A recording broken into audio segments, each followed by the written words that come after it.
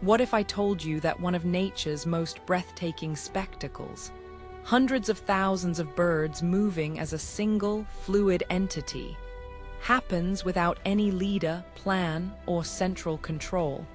Picture this. A cold winter evening just before sunset. The sky above a quiet countryside begins to darken, but not with clouds. Instead, it fills with birds. Not just dozens or hundreds, but thousands, sometimes millions of starlings, gathering in what looks like a living, breathing cloud. They twist, turn, dive, and swell in perfect synchrony, creating shapes that ripple across the sky like a single conscious being.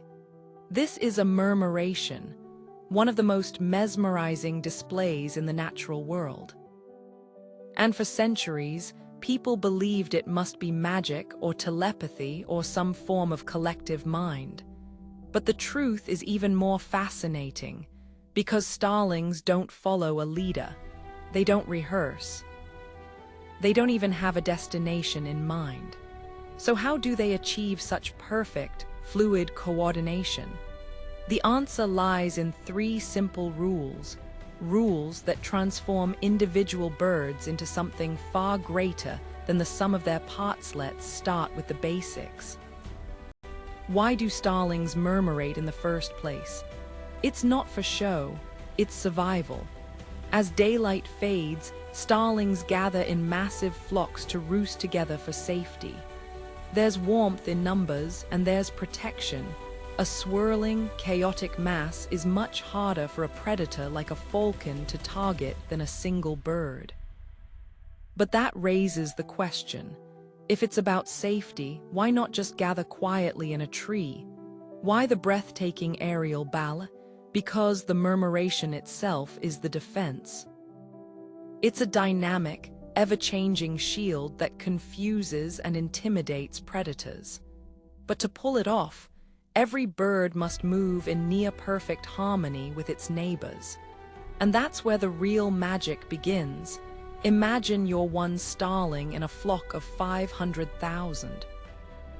You're not looking at the whole flock, you can't.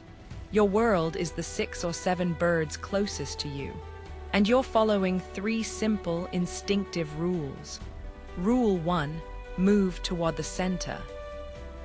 There's safety in density, so you're always drifting inward, away from the edges where predators strike.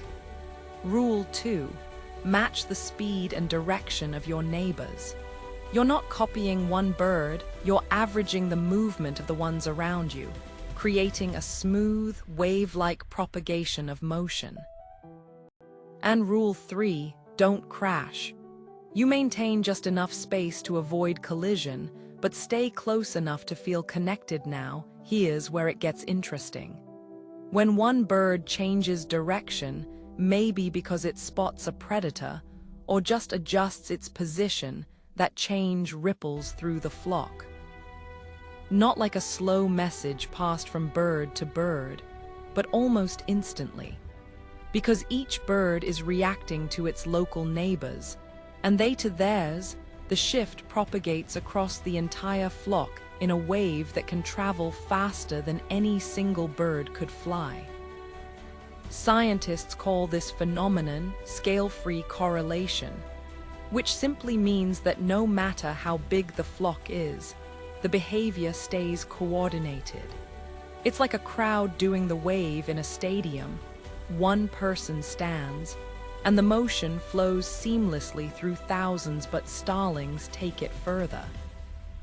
Their reactions are incredibly fast. They can process and respond to a neighbor's movement in under 100 milliseconds. That's faster than the blink of an eye. And because they're all following the same rules, the entire system becomes highly responsive, resilient, and adaptable. There's no single point of failure. If a predator dives into the flock, the starlings don't panic, they flow. They open a pocket around the threat, then close it again, like a liquid reforming. The flock behaves less like a group of individuals and more like a superorganism.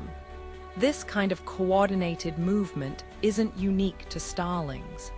We see it in schools of fish avoiding sharks, in herds of wildebeest crossing rivers, even in some types of crowd behavior in humans.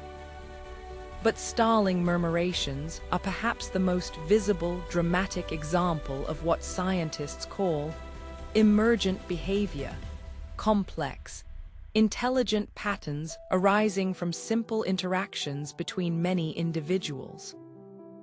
No one bird is in charge. No one bird knows the shape of the flock. Yet together they create something beautiful, something purposeful, something that seems almost alive, and perhaps the most humbling part. We're only beginning to understand how they do it.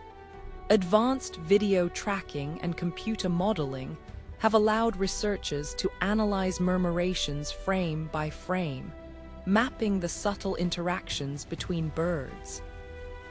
What they've found is that starlings are masters of anticipation. They don't just react, they predict. By observing the movements of several neighbors at once, each bird can sense where the flock is going before it fully turns. It's a perfect balance of individuality and unity, in a world that often feels disconnected. There's something deeply reassuring about the starling murmuration.